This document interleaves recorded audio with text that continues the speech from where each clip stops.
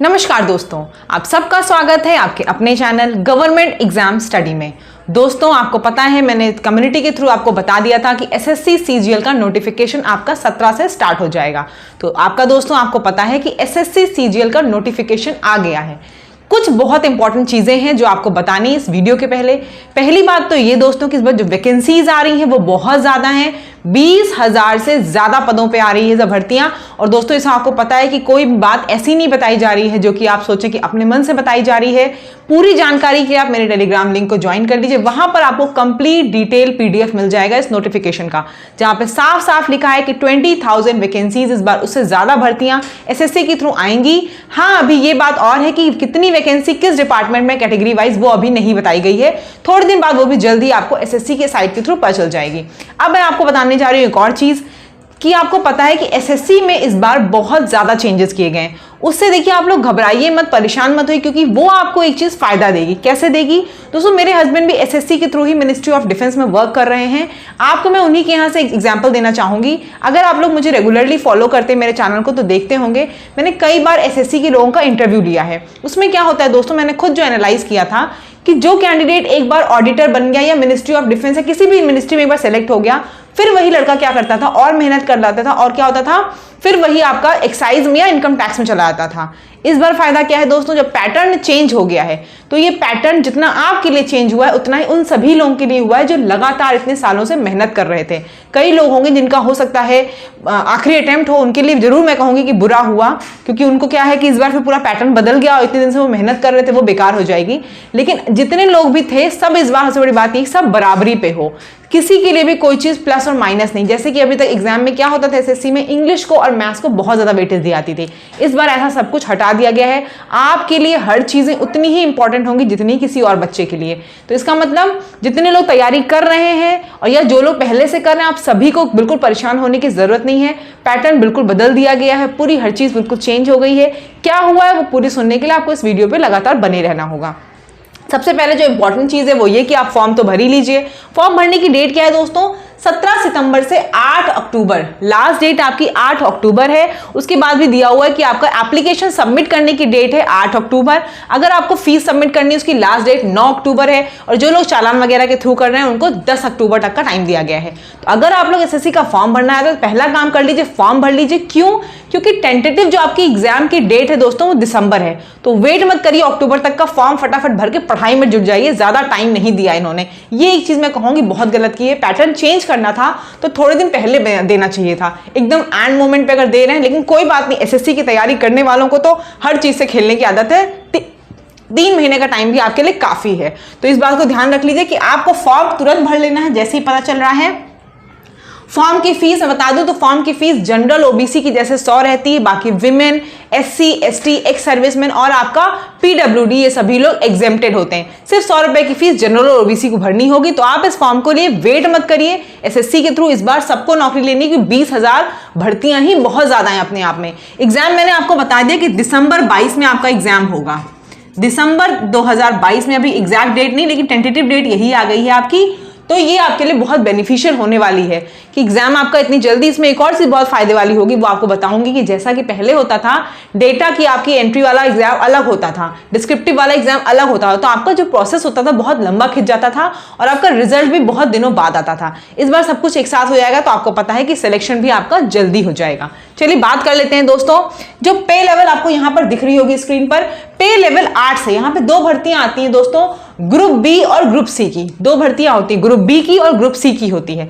पे लेवल अगर आप देख लेंगे दोस्तों तो पे लेवल 8, 7 और 6, 8, 7 और 6 जो पे लेवल आपकी है वो ग्रुप बी की है। उसमें एज जो मांगी गई 18 से 30 साल की है। और पे लेवल 5 और पे लेवल 4 में ग्रुप सी की जॉब होती है और 18 से 27 होती है। आपको स्क्रीन पे दिख रहा होगा दोस्तों, इस समय देख लीजिए आप अच्छे से। पूरा मैंने नोटिफिकेशन आपको दिखाया हुआ है, कौन सी जॉब में कितनी पे स्केल है, कितनी सैलरी है वो आप देख सकते हैं। बस एक चीज का अंतर है वो ये है, ग्रुप बी की जितनी जॉब है आपकी वो 18 से 30 साल की हैं। ग्रुप सी की जो जॉब है आपकी लेवल 5 और लेवल 4 वो आपकी 18 से 27 की हैं। ऊपर की जितनी भी जॉब है वो आपकी 18 से 30 साल तक की हैं। जेएसओ जो आपका है जूनियर स्टैटिस्टिकल ऑफिसर, वो अकेला ऐसा है, इसमें 32 साल तक मांगी गई है, ठीक है। उसमें आप 32 साल तक अप्लाई कर सकते हैं। बस उसमें कंडीशन क्या है कि बैचलर डिग्री, तो देखिए सीजीएल एग्जाम है तो बैचलर डिग्री तो हर चीज के लिए जरूरी ही है, बैचलर डिग्री होना चाहिए। साथ ही साथ आपको वहां पे क्या चाहिए, 12th में आपके 60% मार्क्स मैथ्स में होने चाहिए, ठीक है। क्या होना चाहिए, बैचलर डिग्री के साथ साथ 12th में आपके मार्क्स 60% होने चाहिए। प्लस क्या क्राइटेरिया है, अगर आपके 60% मार्क्स नहीं है तो बैचलर डिग्री आपकी होनी चाहिए किसी भी चीज में with statistics as a subject, क्योंकि नाम ही यहां पे है जूनियर स्टैटिस्टिकल ऑफिसर। तो अगर आप बैचलर डिग्री है आपके पास 32 साल तक के भी आप अप्लाई कर सकते हैं, और मैथ्स में अगर 60% है 12th में तो आप कर लीजिए, या फिर आपके पास बैचलर डिग्री हो स्टैटिक्स के तो भी आप यहां पे अप्लाई कर सकते हैं। उसके बाद आपकी एक पोस्ट और है, वो है AAO की, असिस्टेंट ऑडिट ऑफिसर या फिर असिस्टेंट अकाउंट ऑफिसर। ये आपके CGDA में, CAG में ये लोग रखे जाते हैं। इन लोगों के लिए क्या है, एसेंशियल क्वालिफिकेशन तो हर किसी के लिए आपको पता है ग्रेजुएशन है। डिजायरेबल क्वालिफिकेशन जो यहां पर है वो ये है, आपके चार्टर्ड अकाउंटेंट हो सकते हैं, मास्टर्स इन कॉमर्स किया हो या फिर मास्टर्स इन मैनेजमेंट स्टडीज किया हो। इनमें से आपने कुछ भी किया हो तो आप ये भी फॉर्म तब भी भर सकते हैं। इन सब चीजों के लिए क्या है मैं आपको नेक्स्ट बताती हूँ।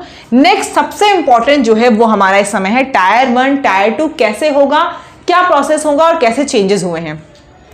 टायर 1 की बात कर लें तो रीजनिंग, जीए, मैथ्स आपका यानी क्वांटिटेटिव एप्टीट्यूड और इंग्लिश जैसा कि आता था वैसा ही आएगा। 25 यानी कि 100 क्वेश्चन आएंगे और हर क्वेश्चन आपका 2-2 अंकों का होगा, यानी कि सेक्शन आपका रीजनिंग 25 क्वेश्चन का 50 अंकों का। इसी तरह से आपका 100 अंकों का पेपर कितने का होगा, 100 जो क्वेश्चन होंगे वो 200 अंकों के होंगे। और कितने घंटे का टाइम मिलेगा आपको, 1 घंटे का टाइम मिलेगा, यानी कि 60 मिनट आपको मिलेंगे एग्जाम देने के लिए।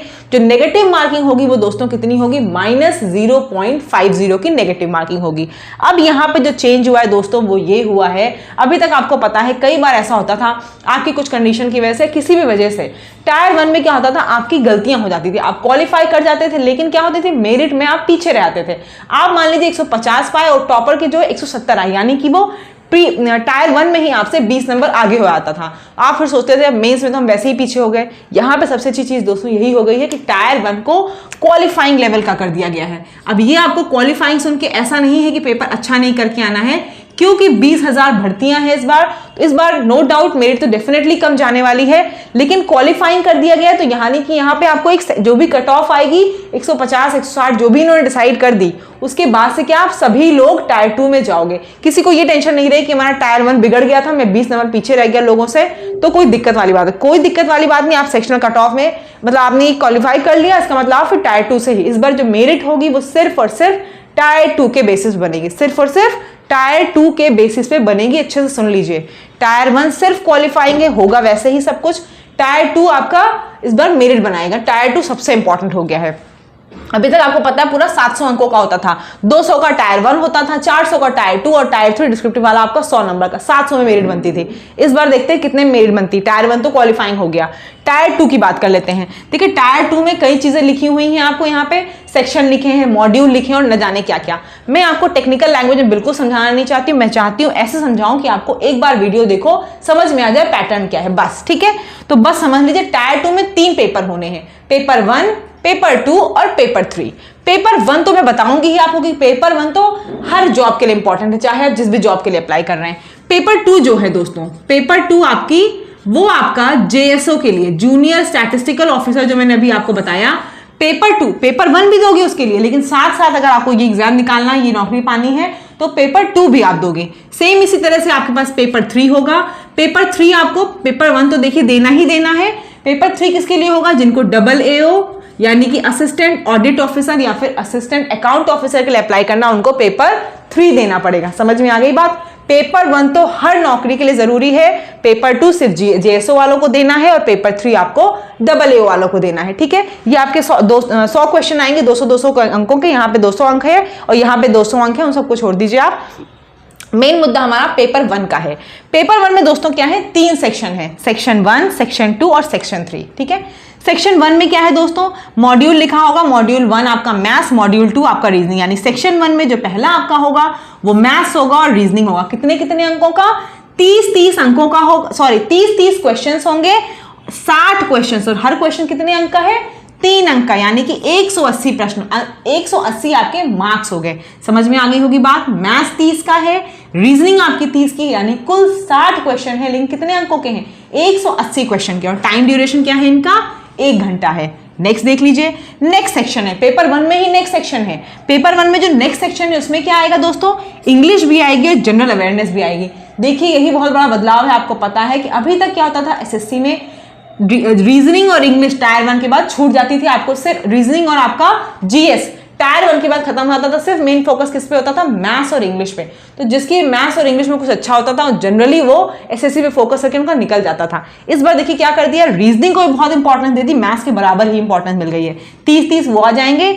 यहां पे देखेंगे तो इंग्लिश आपकी 45 अंकों की, 45 क्वेश्चन, अंक नहीं 45 क्वेश्चंस, और जनरल अवेयरनेस आपके 25 क्वेश्चन। कुल आपके कितने हो रहे हैं? 70 क्वेश्चन हो रहे हैं। इनका क्या है? इनका भी 3 अंक हो रहा है, और ये भी आपका 1 घंटे का है। नेगेटिव मार्किंग जैसे रहेगी वैसे होगी यहां भी, ऐसा नहीं नेगेटिव मार्किंग नहीं होगी। तो सेक्शन 2 आपका क्या हो गया? इंग्लिश और आपका जनरल अवेयरनेस 45 और 25 क्वेश्चन आएंगे, 70 क्वेश्चन आएंगे कुल 210 अंकों के। अब मैं आपको बता दूं मेरिट जो बनेगी आपकी 180 सेक्शन 1 से और 210 यानी कि 390 से बनेगी। मेरिट आपकी 390 से बनने वाली है। लेकिन मैं आपको बता रही हूं अभी, और बस ये नहीं खुश हो जाना कितने से हो जाएगा ना। सेक्शन 3 उसके बाद आपका होगा। सेक्शन 3 में फिर आपका मॉड्यूल 1 और मॉड्यूल 2 है। मॉड्यूल 1 की बात करें तो आपके 20 आपके क्वेश्चंस आएंगे कंप्यूटर नॉलेज के। कितने क्वेश्चन आएंगे? 20 क्वेश्चन आएंगे कंप्यूटर नॉलेज के। यहां भी हर क्वेश्चन को 3 अंक मिलेंगे, यानी कि 60 अंकों का होगा, और ये कितने का होगा? आपका 15 मिनट का। अब आपको बता दूं वहां लिखा है साफ साफ, पेपर 1 जो आपका है वो 2 घंटा 15 मिनट का है। पहले 2 घंटे 15 मिनट में आपकी ये चीजें होंगी। कौन कौन सी चीजें होंगी? मैथ्स रीजनिंग 30-30 यानी कि 60 क्वेश्चंस, 3 अंकों के 180 का। इंग्लिश और जनरल अवेयरनेस 45 और 25 क्वेश्चन आपके कितने अंकों के? 210 के। मेरिट यहां से बनेगी। लेकिन कंप्यूटर नॉलेज में 20 क्वेश्चन जो आएंगे, 15 मिनट का टाइम दिया जाएगा, उसको भी क्वालिफाई करना बहुत जरूरी है। अगर आपने उसको क्वालिफाई नहीं किया तो कोई फायदा नहीं होगा। यहां से मेरिट नहीं बनेगी, लेकिन एक क्वालिफाइंग मार्क्स निकलेंगे और आपको क्वालिफाई करना ही है। दूसरी बात दोस्तों, दूसरी बात यह है कि यहां पे आपको दिखेगा मॉड्यूल 2, ये बाद में होगा, ये उस समय नहीं होगा। पहला आपको सेक्शन जो पहला पेपर जो होगा 2 घंटा 15 मिनट का, यहां तक मैंने बता दिया। उसके बाद आपका फिर क्या होगा? डेटा एंट्री स्पीड टेस्ट, जो आप हमेशा बाद में देने आते थे ना। डेटा एंट्री बहुत से लोगों ने दिया होगा एसएससी में पहले, अब आपका वो वही उसी समय होगा। तो जो दूसरा आपका मॉड्यूल है डेटा एंट्री स्पीड टेस्ट, उसके लिए क्या है? 2000 की डिप्रेशन आपको वहां पे करनी है। कितने मिनट में? 15 मिनट में। ये भी आपका क्या है? ये भी आपका क्वालिफाइंग है, कोई मार्क्स नहीं है। लेकिन बार बार दिमाग में बता दूं, आपको बैठा लीजिए, जितनी चीजें बता रही हूं क्वालिफाइंग है, यानी कि क्वालिफाई करोगे तभी सिलेक्शन होगा। नहीं क्वालिफाई करे इसमें कितनी मेरिट आ जाएगी, कोई फायदा नहीं होगा। तो ये मेरिट की चीज है। और ये आपका पेपर जो सेक्शन 2 बता रही हूं, कंप्यूटर साथ में ही होगा 2 घंटा 15 मिनट का। जो नेक्स्ट सेक्शन आपका है मॉड्यूल 2 डेटा एंट्री ऑपरेटर वाला, डेटा एंट्री स्पीड टेस्ट वाला, वो क्या है? 2000 की डिप्रेशन आपको 15 मिनट में टाइप कर लेनी है। पेपर 2 पेपर 3 मैंने आपको बता दिया, जेएसओ और AAO के लिए है।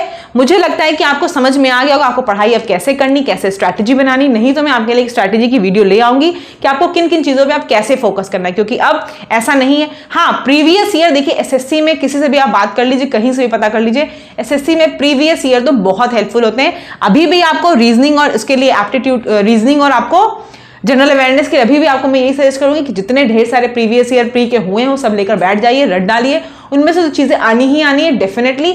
बाकी भी आपको मैं बताऊंगी नेक्स्ट वीडियो में कैसे क्या करना है। लेकिन उसके पहले अगर आप चैनल पे नए हो, आपको मेरी बातें समझ में आई हैं, तो चैनल को सब्सक्राइब जरूर कर लीजिएगा। इतना सब बताने के बाद भी कोई क्वेरी हो तो आप आराम से पूछ सकते हैं मुझसे कमेंट सेक्शन में।